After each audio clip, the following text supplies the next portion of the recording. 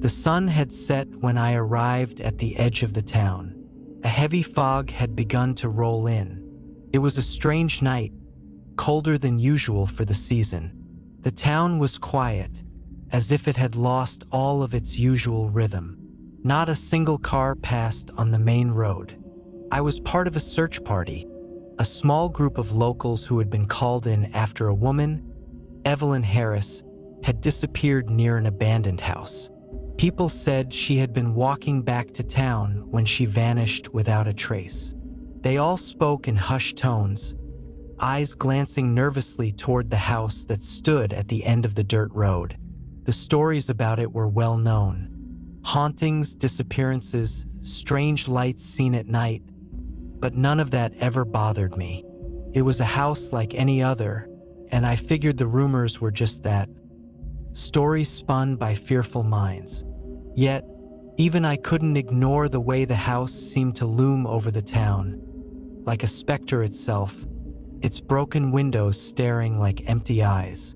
We gathered by the gate, and the leader of the search party, a grizzled man in his 50s, gave us a brief rundown of what had happened.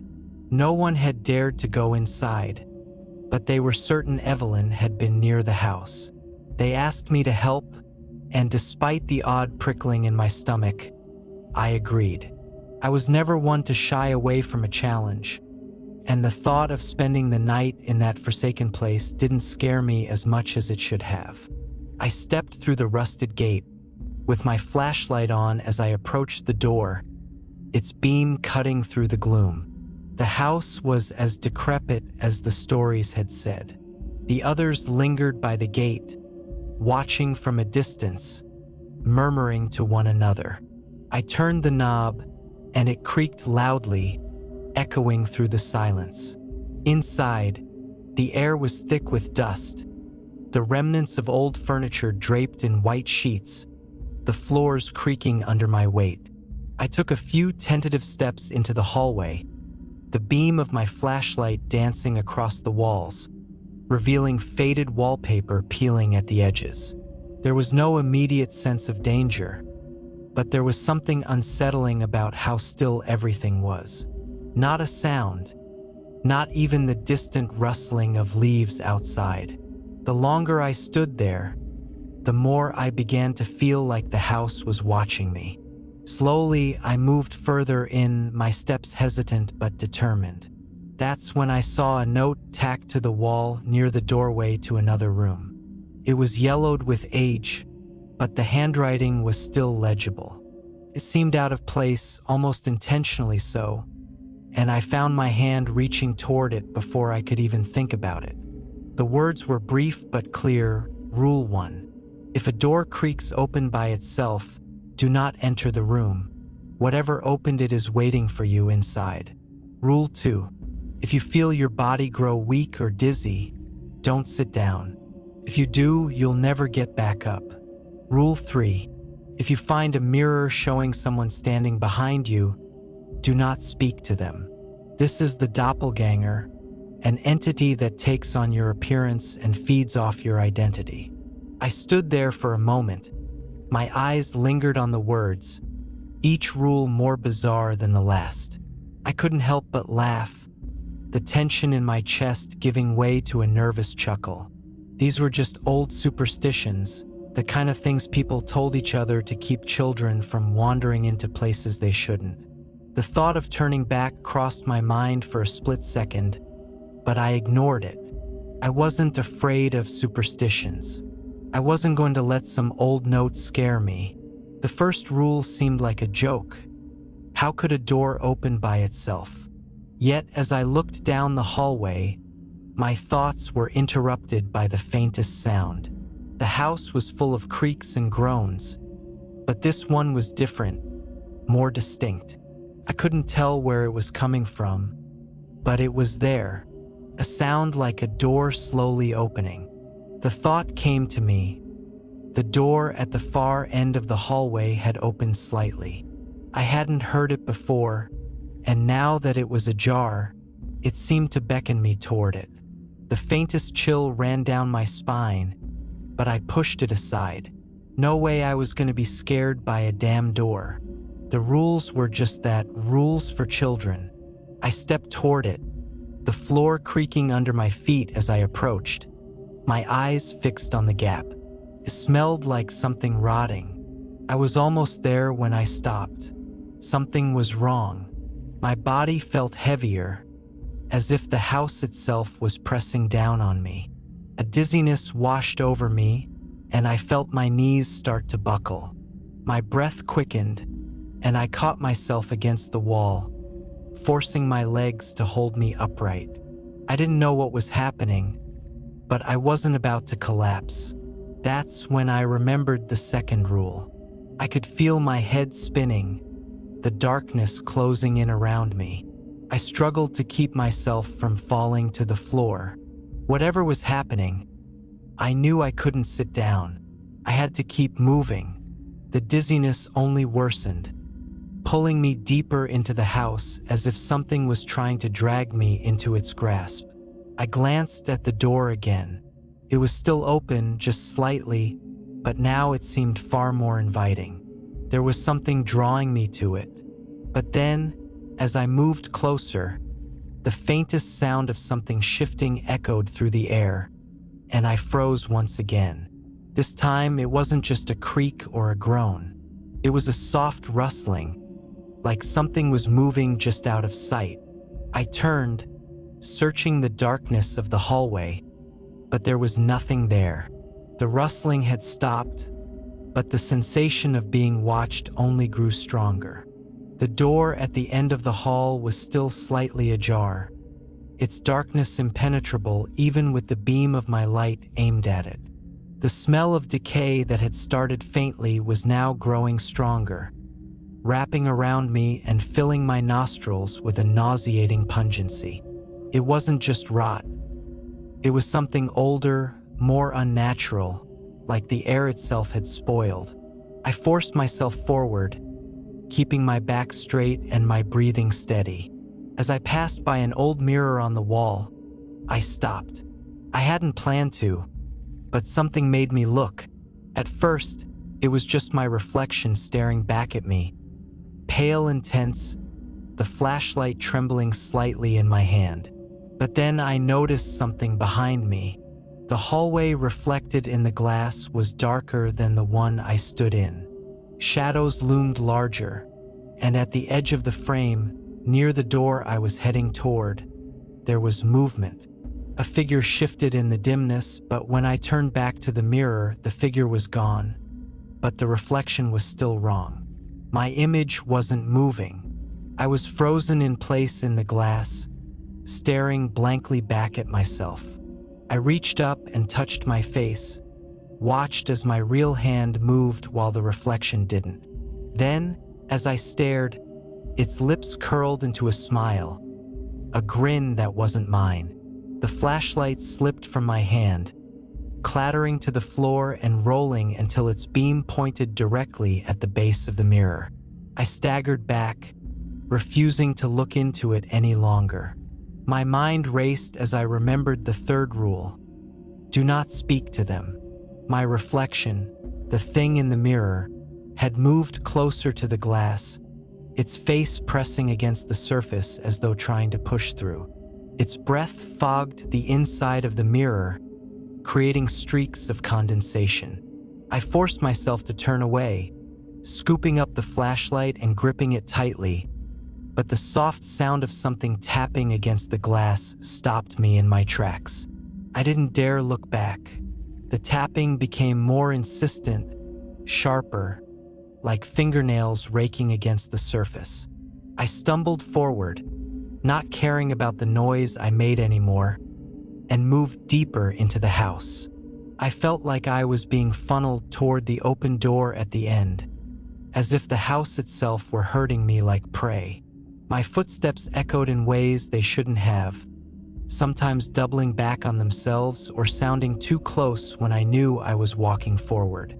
Then, I heard footsteps behind me, slow and methodical. They matched mine at first, but when I stopped, they didn't. My blood ran cold as the realization hit me. I wasn't alone anymore. Something was in the hallway with me, following just out of sight. I turned my head slightly, just enough to glance over my shoulder, but the beam of my flashlight didn't catch anything. The sound had stopped, but the weight of its presence hadn't. I didn't run, but I moved faster. The door at the end of the hall was still open, and as I reached it, I hesitated. The first rule: if a door creaks open by itself, don't enter.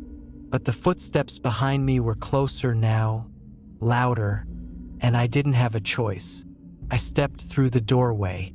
The room was bare except for a staircase that spiraled downward into darkness. The walls were cracked and damp, with something dark and oily seeping from the crevices. I didn't want to go down there, but the sound of the footsteps had followed me into the room, stopping just behind the doorway. I didn't dare look back. I descended the stairs, each creak of the wooden steps groaning like a warning. The light from my flashlight barely illuminated the way, flickering with every step as if the house was trying to extinguish it. The basement was worse than I had imagined. The air was thick with the acrid smell of decay and damp earth. The walls were lined with shelves cluttered with jars of indiscernible objects floating in murky liquid. The floor was uneven, and patches of a strange dark substance stained the ground, glistening in the weak light. I could hear faint noises now, soft murmurs, like voices just out of earshot, their tones rising and falling in an incomprehensible rhythm. My flashlight flickered again, casting the room into brief moments of pitch-black darkness, and every time the light returned, I swore the jars had shifted, their contents pressing closer to the glass. The air in the basement seemed to grow heavier the further I moved in. My footsteps felt loud against the uneven floor, each creak and shuffle swallowed up quickly by the silence that followed. The jars lining the walls were too numerous to count, their glass surfaces warped and cloudy, hiding the full details of their contents. Yet, in the dim, trembling beam of my flashlight, I could make out vague shapes floating inside. Some were small and fleshy, twisted into unnatural forms, while others appeared elongated, coiled like snakes or worms. The liquid inside them was a dark, sickly green that shifted and bubbled as though alive. I forced myself not to look too closely, but my peripheral vision betrayed me, catching flickers of movement inside the jars as if something within them stirred whenever I glanced away. The murmurs were louder now, no longer faint whispers but distinct voices that seemed to swell and recede like waves. They spoke in an unintelligible language, their tones low and guttural, rising into sharp, almost desperate crescendos before fading back into that eerie rhythmic hum. I turned my flashlight toward the source of the noise, but the beam only revealed more shelves, more jars, and the occasional glint of something metallic on the ground. Rusted tools or fragments of machinery I couldn't identify. The ground beneath my feet felt softer now, almost spongy, as though the floor itself was rotting. I crouched down, shining the light closer, and recoiled at the sight of dark, fibrous tendrils spreading across the floor like veins. They pulsed faintly, twitching as if aware of my presence. The smell of decay was overwhelming here, sharp enough to sting my eyes and fill my throat with bile. As I stepped further into the room, the beam of my flashlight caught a faint glimmer ahead. I focused on it, squinting to make out the shape. A large circular mirror leaning against the far wall, its frame cracked and tarnished with age. The glass was smeared with a greasy film, making it difficult to see my reflection clearly. I hesitated, recalling the warning in the note, but I couldn't stop myself from inching closer. The voices seemed to converge around the mirror, their cadence quickening, almost frantic, as though urging me toward it. When I was close enough to see my reflection, I stopped. It wasn't quite right. The figure in the glass was me, but the movements were wrong again. My reflection stood a little straighter, its face a touch too still, its eyes wide open. The longer I stared, the clearer the differences became. It was mimicking me, but poorly, as though it didn't quite understand how to be human. I stepped back, closing the gap between us. The greasy smear on the glass seemed to dissolve, giving the mirror an unnatural clarity that made the figure inside it appear almost real. I forced myself to look away, dragging my flashlight beam across the walls, but the voices were louder now, angry, demanding. The jars nearest to me began to rattle violently, their glass surfaces cracking under the strain. Whatever was inside them thrashed and pressed against the glass, desperate to escape. I backed away from the shelves, the flashlight shaking in my hand, and turned toward the staircase, ready to flee. But the way back was gone. The staircase was no longer visible, swallowed by the darkness that seemed to stretch endlessly behind me. My ears popped as though I descended too far into the earth, and the murmurs shifted into an unnatural silence. It wasn't a peaceful silence, though.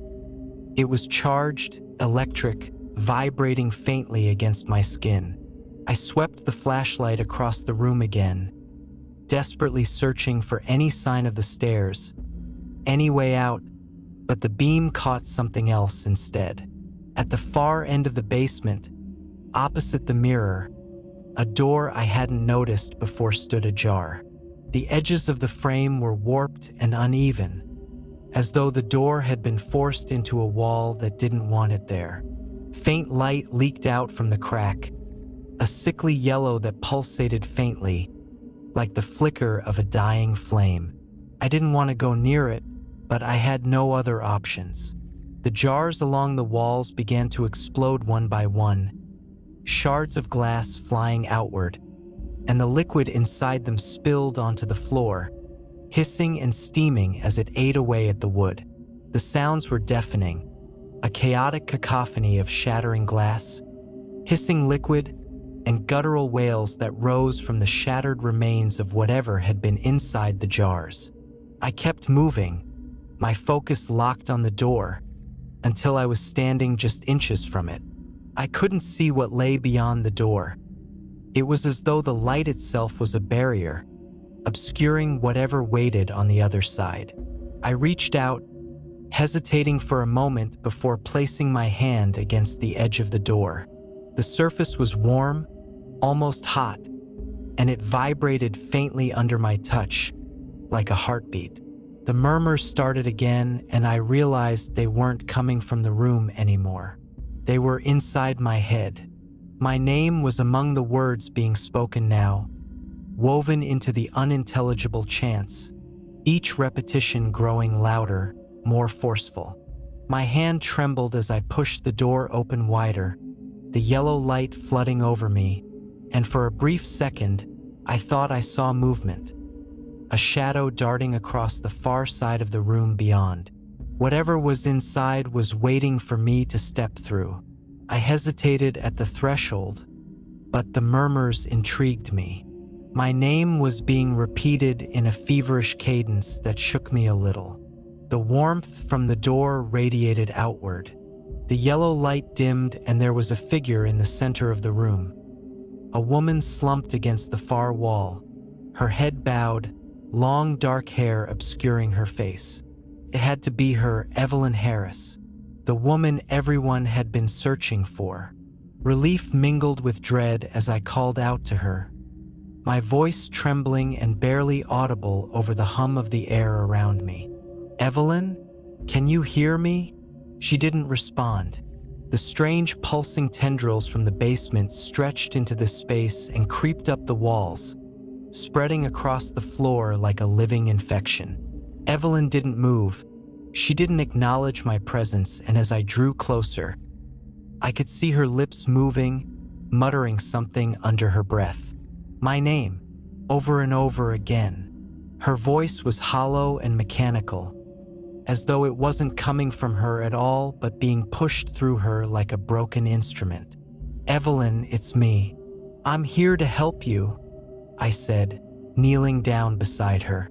Her skin was pale, almost gray, and her eyes, when she finally lifted her head, were wide and unblinking, pupils blown out like she'd seen something too horrifying to comprehend.